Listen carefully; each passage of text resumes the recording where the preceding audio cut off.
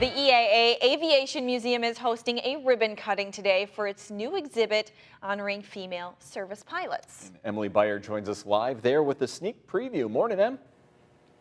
Hi, Brooke and Fish. Good morning to you at home. You cannot tell the intimate story of women in aviation unless you talk about the WASP program, which got started around in the 1940s.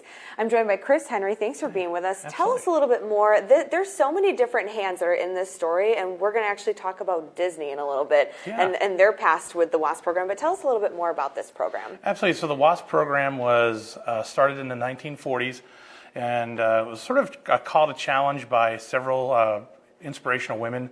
Jackie Cochran, of course, she had to support Miss Roosevelt.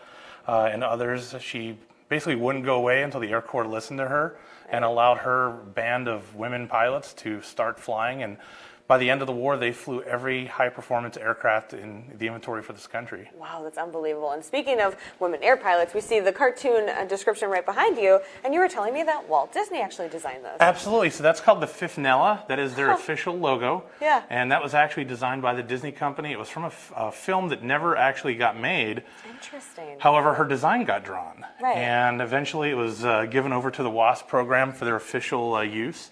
Yeah. And still today they still use it. Their patches on their flight suits had them. Oh, everything. okay. So they actually that. wore these on their uniforms. Yeah, and I love, again, you get to learn a lot about a couple different players, like a lot of the women that are current day. You get to hear a little bit more about their story, but then you get to explore their past and see the challenges that they went through and the barriers that they had to overcome. We even talk about just veterans' rights, but then also just the fight to be able to be a pilot. These women were pilots first, but then they wanted to be in these fighter positions. That's exactly. They wanted to fly these high-performance aircraft, and there was a long fight to do it. Keep this in mind. We're talking about women who flew in World War II. Right. And in the same breath, we're talking about President Obama shining a light on. I mean, think about how far apart that is. Right. That's how long that battle had been going on for some recognition for what they did. Right. And we were talking, again, even just plain enthusiasts, people have wanted to fly for the past 10,000 years, and we've only been able to do it for maybe the past 100, 115. So again, very fascinating to learn more about it, get to explore what aviation and women has done for our country. What is your favorite part about this exhibit? Oh boy, there's a lot. I mean, a Congressional Gold Medal there is pretty neat. I like the individual pieces that Ethel Jones and the Sheffley family gave us.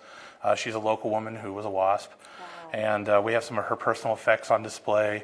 We recreated the arch that would actually be at Avenger Field here that you would walk through. So yeah, every time I look around, there's something new I find that I really enjoy. So. Yeah, definitely. So you have to come on out again at EAA AirVenture in the museum. There's a lot to explore here and to learn. Brooke and Fish, I know, Brooke, you were mentioning that a lot of people going with spring break happening, so definitely would be a fun place to come and check out and learn a little bit more about women in aviation. Brooke, we'll send it back to you. All right, thanks, Emily. Yeah, my kids are on spring break this week, and I was just fishing for ideas. Fishing for ideas for things to do with my kids this week because we're getting a little stir crazy. Inspirational. Yeah, I think that'd be a great option. Good plan. Good plan.